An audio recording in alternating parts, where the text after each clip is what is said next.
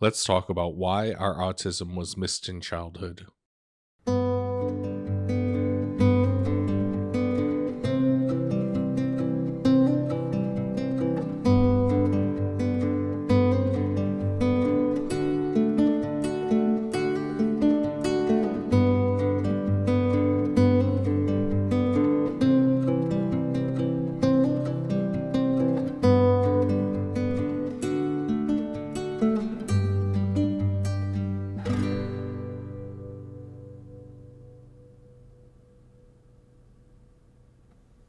Hey folks, welcome to the Autistic Adoptee channel.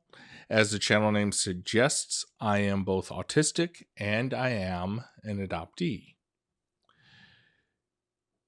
For many late diagnosed autistic adults like myself, whether the diagnosis is clinical or a self-diagnosis, understanding that we are autistic brings so much of our childhood and our lives up to that point into focus. And for many of us, that diagnosis comes with the question, how was this missed? Because our lives might have been so much different if our autism had been properly identified, properly accommodated, properly supported earlier on in our childhoods. So, in this episode, we are going to talk about why our autism went undiagnosed as children. And in part, this episode is in response to RFK Jr. speaking in his official capacity as the Secretary of Health for the United States of America. Saying that the rate of diagnosis is increasing alarmingly, and that there must be environmental causes for autism, such as vaccines or something. He's gone as far as stating that there weren't autistic people when he was growing up. And that there aren't full-blown autism cases among people his age.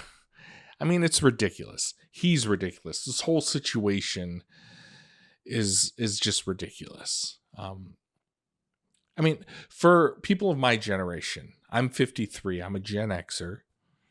And older folks, like RFK Jr., who's a boomer, the answer is clear and obvious. Gen Xers grew up in the 70s and 80s. Boomers grew up in the 50s and 60s. And at that time, there was no autism diagnosis. There wasn't an autism diagnosis until 1980. A diagnosis wasn't possible for us in early childhood. And it wasn't well known for Gen Xers like myself in the 80s when we were teens. Prior to autism becoming a diagnosis in 1980, the diagnoses that were available were childhood schizophrenia and pervasive developmental disorder, or PDD. Both of these diagnoses generally applied to what we would now call level 2 or level 3 autism, or children with high support needs or very high support needs. Those of us with lower support needs were often labeled as weird or touched or difficult or stubborn or socially awkward or distant or withdrawn or problem children or any number of other labels that categorized us as being off in some way. When people like RFK Jr. say that there weren't all these autistic kids when he was growing up, they're either being disingenuous or ignorant, or likely both in his case. There weren't that many autistic kids because there was no diagnosis for them unless they were very high support need kids, in which case they were either hidden away by their families or they were institutionalized with a schizophrenia diagnosis. The rest of us lower support need kids were there. We were there living our autistic lives, being called weird and worse. And some of us, especially girls, were learning from a very early age to mask. We were masking or hiding our autistic traits. It's important to note that there are two demographic groups that were missed or misdiagnosed most often back then. And those two groups are people of color and girls, which of course means that girls of color were almost always overlooked. And this is why there are so many late diagnosed adult women and people of color today.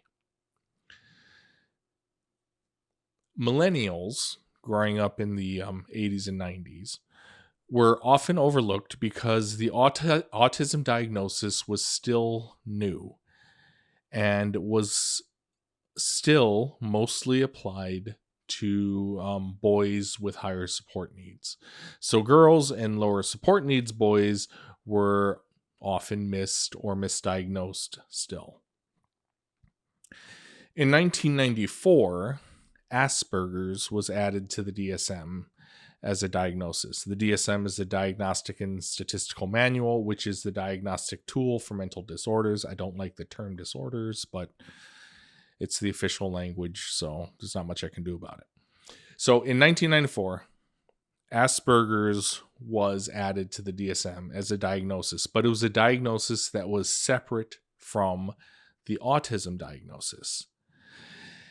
And as the Asperger's diagnosis became better understood and more widely used, more and more lower support needs individuals were actually being diagnosed.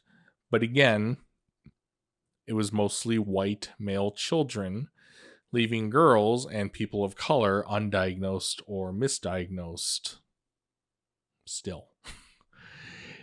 It wasn't until 2013, in the 5th edition of the DSM, that PDD, that pervasive developmental disorder, Asperger's, autism, and a few other diagnoses were all brought together under the autism spectrum disorder diagnosis.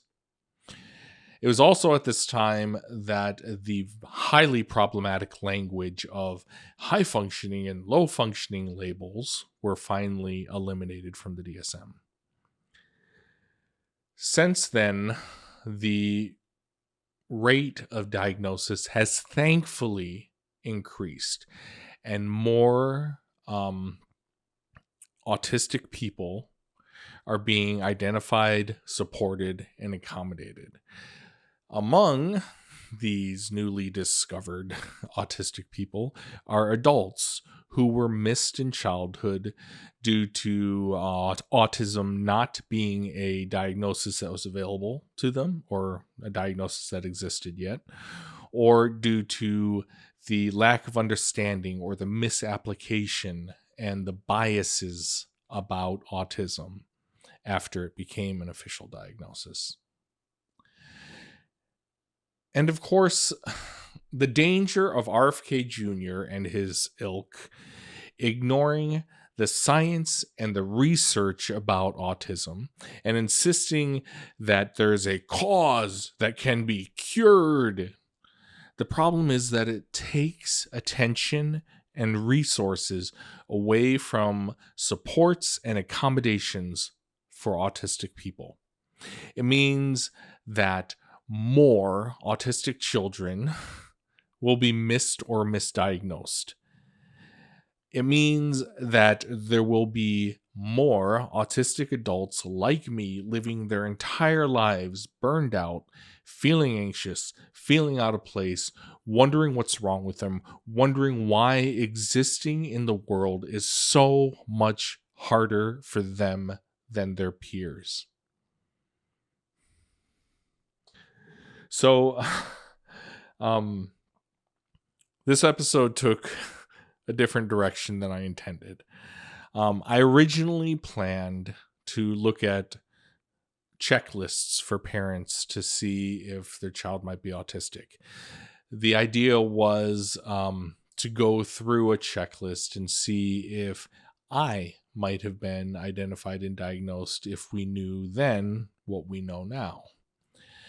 So perhaps I'll tackle that in a future episode. But for this episode, what are your thoughts? For my fellow late diagnosed adults, what generation do you fit into? Why do you think you were missed? Or were you misdiagnosed as a child? Were you diagnosed with something else? I'd love to hear from all of you in the comments below. Hey folks, thanks for watching. If you liked the video, remember to drop a like and leave a comment or a question down below. If you're new here, subscribe and ring the notification bell for more content like this. Until the next video, keep living your best life and know that you deserve it.